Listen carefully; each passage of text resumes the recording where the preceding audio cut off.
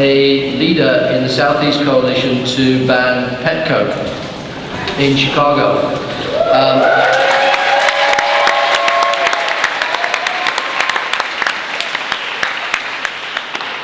As people probably know, Petcoke, which is short for petroleum coke, which coke is also short for something else, is a byproduct of refining tar sands at the BP refinery in Whiting, Indiana. And it's being transported into Chicago and stored without any coverings or anything like that, right by the Calumet River in the midst of her community. So residents have been outraged about the kind of fine oily powder which gets deposited everywhere on clothing, inside homes, obviously inside the lungs of human beings and other animals, and is from the refining process of the Petcoke, and is clearly a human rights issue and a human rights violation that's galvanized the Southeast community of which he is a part to take action, organize, and demand justice and a complete ban of Petcoke from Chicago. So here to tell us more about that story and her fight for justice is Olga.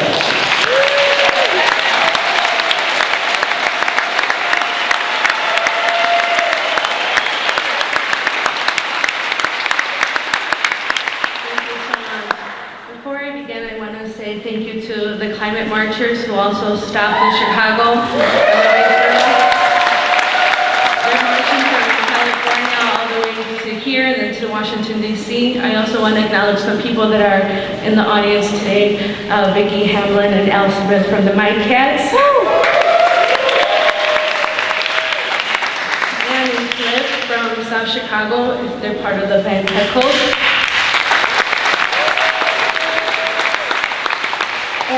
Raquel and Luz, who are my best friends, and they're back here. Luz is 3 years old.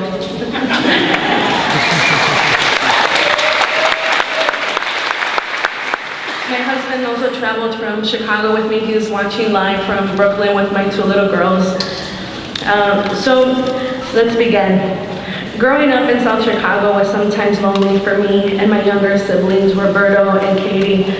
We didn't have any uncles or aunts or cousins in Chicago. Most of our extended family settled in California, in Colorado, and in Utah. 2 of my aunts moved to Joliet, Illinois, and the rest, they stayed working on their family farms and ranches in Mexico. Because of this, our neighbors in the community of the South Chicago became our family. My parents are from Nayarit in Jalisco, Mexico. They settled in South Chicago in the mid-70s, only a few years before the steel mills there started to close down. Since then, they have worked very hard at various factory jobs in order to raise their family. Now they're property owners, they're naturalized citizens who vote, and also happy grandparents to my 2 daughters, 7-year-old Pilar and 16-month-old Liberty Rose. It was hard sometimes. I didn't have anyone to fight my battles. I had to defend myself. I learned that I would have to be my own advocate. My parents, in their eyes, had made it just by virtue of escaping the hard life of Mexico.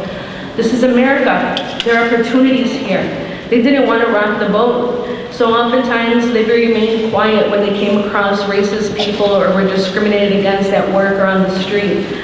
They took jobs that were often dangerous, like meat packing. My dad saw many co-workers sever fingers and limbs, and he himself developed rheumatoid arthritis, and the pain made working in the freezing temperatures just unbearable. Then he got a job as a welder. He slaved away in sweltering heat that's oftentimes reached over 110 degrees. My dad was in a union. He was making nearly $30 an hour. He was able to pay off the house, and despite these harsh working conditions, he never complained. He was happy he had a job to provide for his family. He worked there for almost 20 years until the company moved to Georgia, a right-to-work state. His counterparts in Georgia, they were not in a union, and they were doing the same job for much less, $14 an hour. The lack of jobs in South Chicago is not unique to our neighborhood. All along the Rust Belt are communities that were once hubs for the steel industry, where families were once thriving. However, the Southeast Siders, we get very nostalgic because our neighborhood was such a great place to live in its heyday. But even in its heyday, in my neighborhood, the jobs that were available were very dangerous jobs. Few made it to retirement healthily because of the hazardous toxins in the air at the time. Most steel workers developed ailments that were directly related to the jobs they had in the mills, and many lost their lives there too. But how does this happen to a community? What are the forces that are moving these good paying jobs out of Chicago, out of Illinois, out of the country? Where are these jobs going to? So first, all these industrialists are in the business of making money, not jobs that are going to sustain families. The steel mills have moved to other countries where workers will do work for poverty wages and the exploitation continues there. So many things have changed in America since my parents arrived here in the 70s in South Chicago. The jobs are gone. Many unions as of late are rebuilding their base in order to fight for better conditions and better wages for everybody, wages that have pretty much stayed stagnant. At the same time, corporations have grown and making record profits year after year. But how do these corporations do that? So they go as far as to influence legislation that exempts them from paying taxes, all the while exclaiming that tax breaks for corporations are worth it because they'll bring jobs. They are given incentives and tax breaks. The taxes that should be going for the roads that they use to transport their own goods, the taxes that should be going to educate their employees. Our social services are stolen every day and given to companies like Walmart in the form of tax breaks, incentives, and in Chicago, tax increment financing or TIFs that come directly from our property taxes which are intended to provide social services, primarily education. Everything is being privatized. Our pensions are now 401ks, and our retirement money is being gambled away in the market. Our schools are being dismantled and then reconstructed into charter schools where teachers are non-union, inexperienced, and outsiders from other communities. But we know what's happening here. We know that tens of millions of TIP dollars were awarded to Lakeside Development to construct luxury condos on the site of an abandoned steel mill in South Chicago. What better example can I give of the disregard of human life than to build a brand new community right next to one that is being systematically choked out?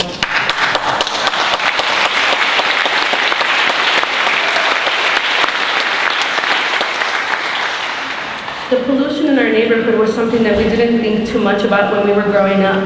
We got accustomed to the smell from the nearby landfill that often wafted into our neighborhood on hot summer days.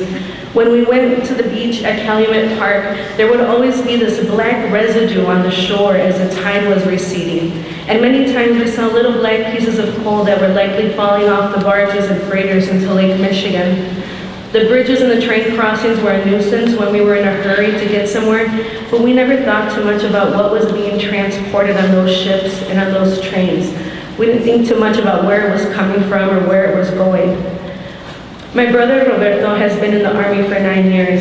He has traveled to many countries in Europe and has been stationed in Iraq and Afghanistan, in Germany, Oklahoma, and in recent years in Seattle. He came to visit and spent last Thanksgiving with us before his scheduled deployment to the United Arab Emirates. He has decided that this will be his last deployment before he retires from the Army.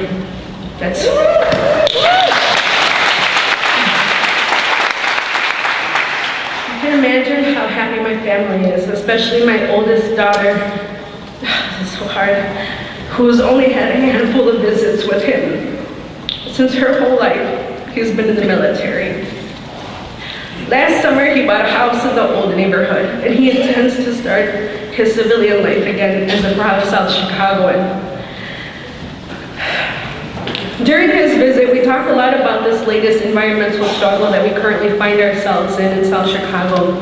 These large piles of petroleum coke have been growing along the Calumet River, a very densely populated area, over the last year at the Beamster Brewer Slag Corporation and KCBX terminals, which are owned by the Koch brothers.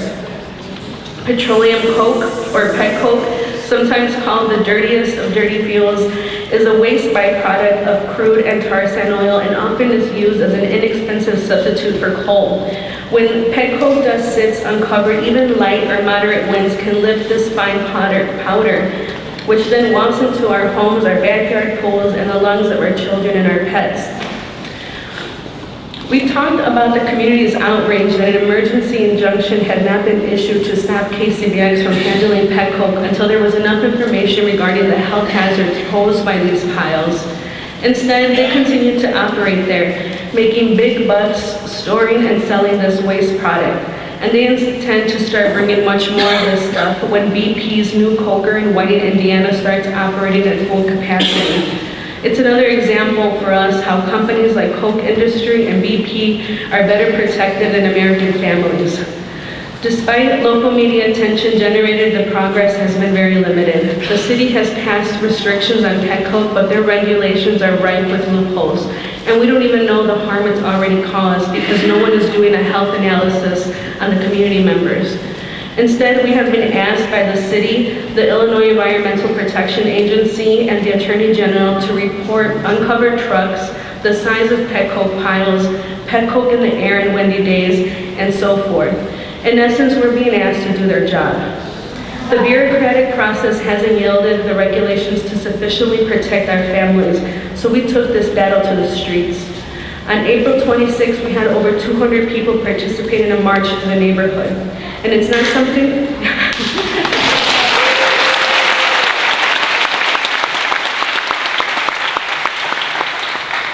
it's not something that we've seen in South Chicago as of late, but who knows, it might be, especially the way things have been going.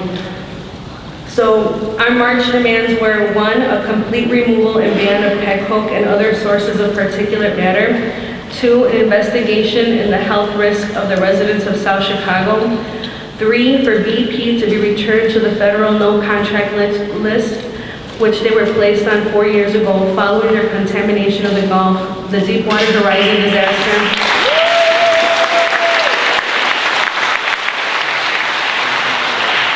It killed 11 workers and spilled more than 5 million barrels of oil into the Gulf.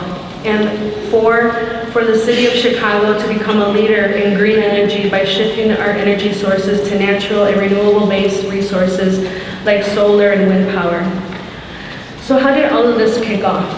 Well, it starts where a lot of problems start. BP.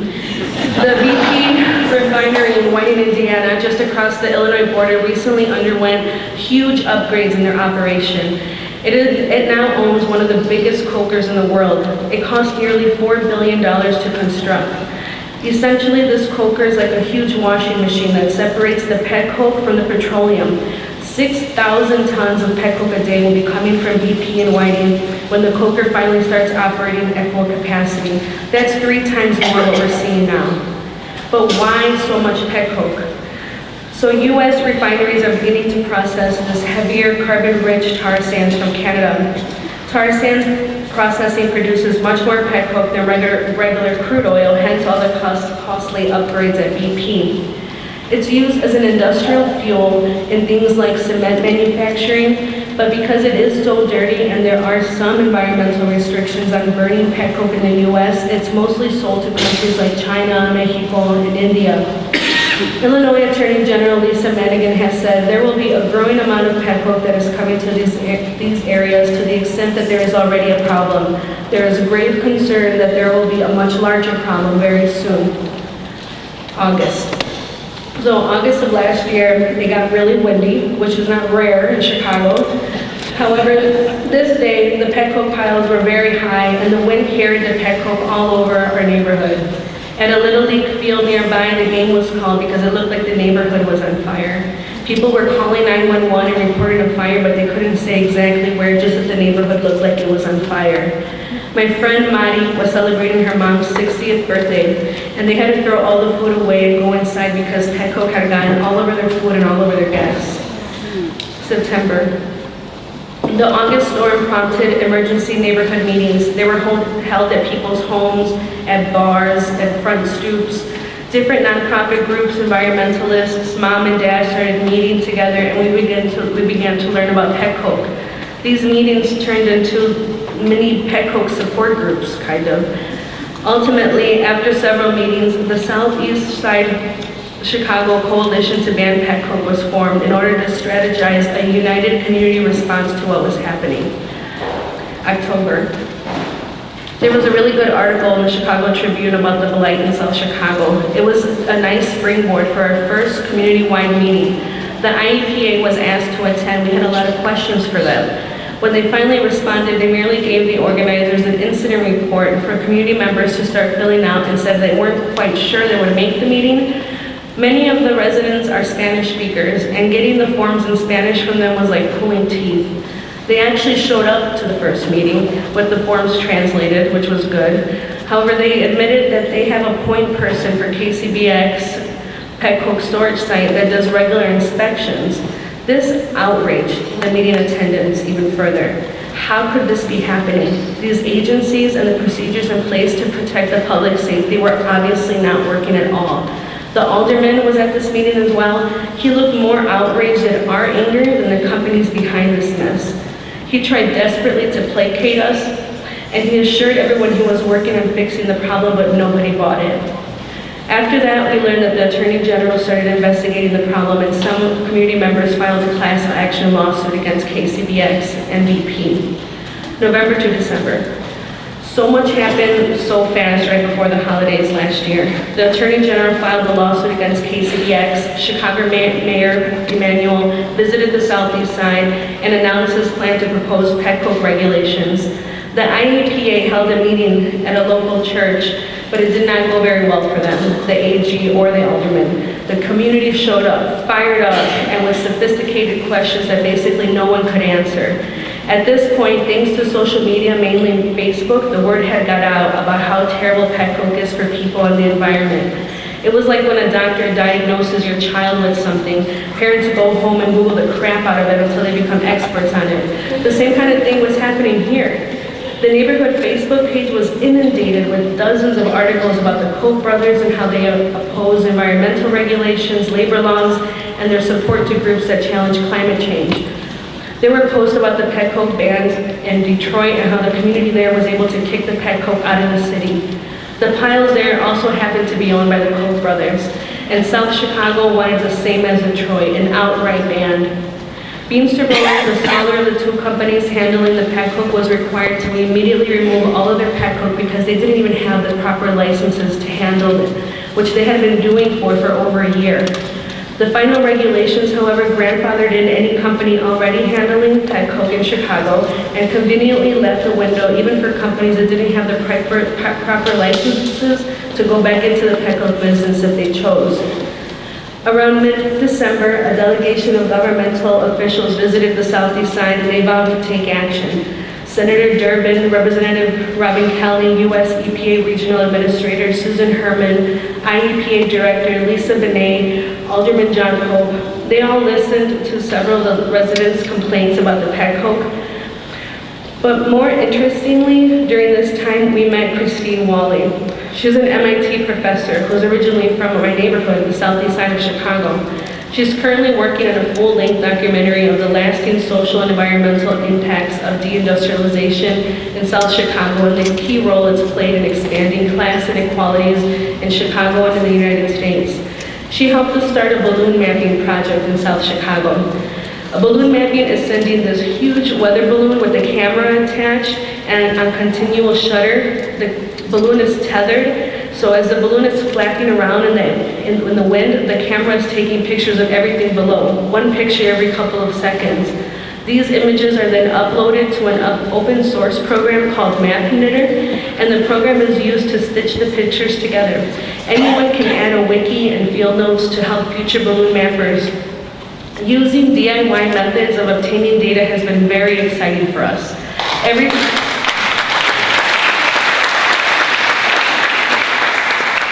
It's so cool because every time we go out to do the balloon mapping project, we attract a sort of entourage of community members and they follow us around. We have taken these images to public hearings in City Hall, and many times it was the first time that councilmen and women had seen what the Petcoke piles actually are like for us. January through March, also known as the worst winter ever. Illinois Governor Quinn proposed statewide Petcoke regulations, but it was struck down by the Pollution Board. The state legislation to regulate Petcoke had also been stalled in Springfield and it died in committee, which is wild because the bill had like 40 co-sponsors. Central Illinois has a crap ton of coal, so it's not hard to see that the coal lobbyists were hard at work pressuring elected officials not to implement statewide regulations that will affect their bottom line, all the while claiming that it was to protect the jobs. In 2011, Chicago Mayor Rahm Emanuel announced he was disbanding the Chicago Department of Environment to save the city $3.5 million, apart from layoffs. So it was the Department of Public Health that was tasked to craft the regulations for the Petcoke piles in the city. So on 3 very busy thoroughfares in the neighborhood, they are nickel and diming us at $100 a pop each ticket by these cameras. But where are the cameras monitoring these filthy trucks going into the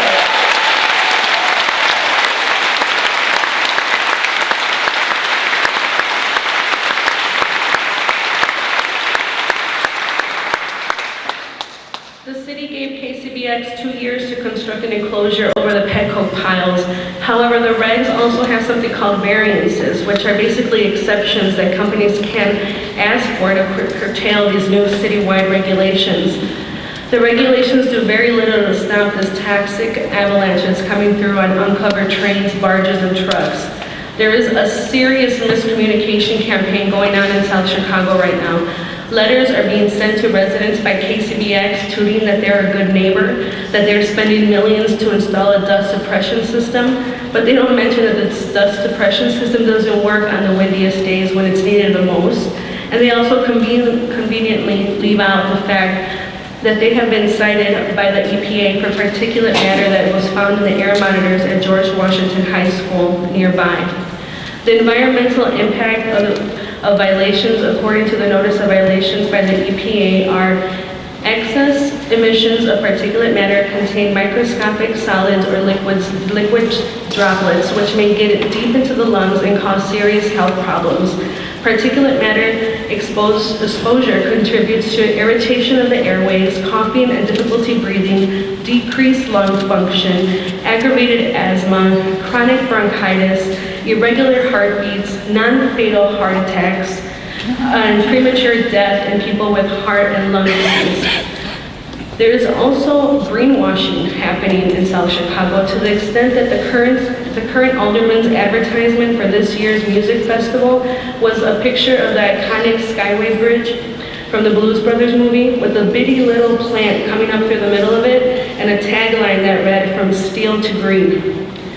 The only thing green is his deep pockets full of campaign contributions from KCBX, BP, and their toxic friends. We have this incredible opportunity to change our toxic legacy to one that is sustainable. A community that's plagued with the highest asthma rates in children in the city, 50% higher cancer rates than the rest of the city, a community with over 500 acres of unusable toxic land that needs to be remediated immediately. We hardly ever think about our trash, where our trash goes after it's picked up by the city, let alone the waste that industry in our community handles.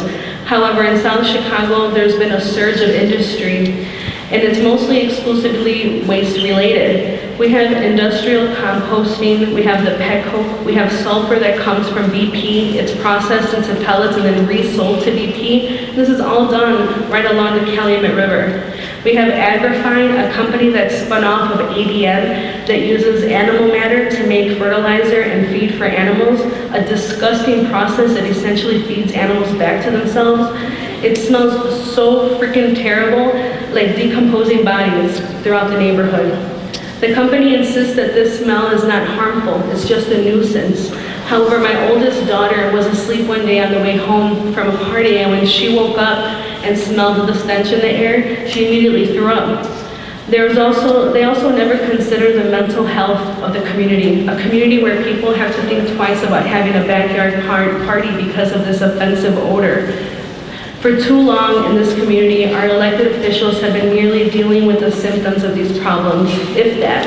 However, my fellow community members and I, we have begun the hard work of developing real broad-based structural solutions for our neighborhood and for our city that will protect every Chicagoan.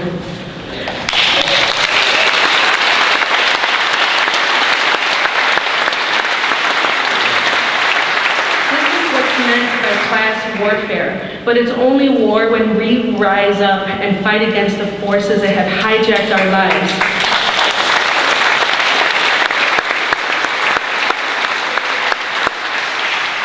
BP and Koch brothers are polluting our community, and it's time for them to, and companies like theirs, to either pay up big time or get out. They abuse our land, they abuse our river, they abuse our lake, and they make obscene amounts of profits in the process.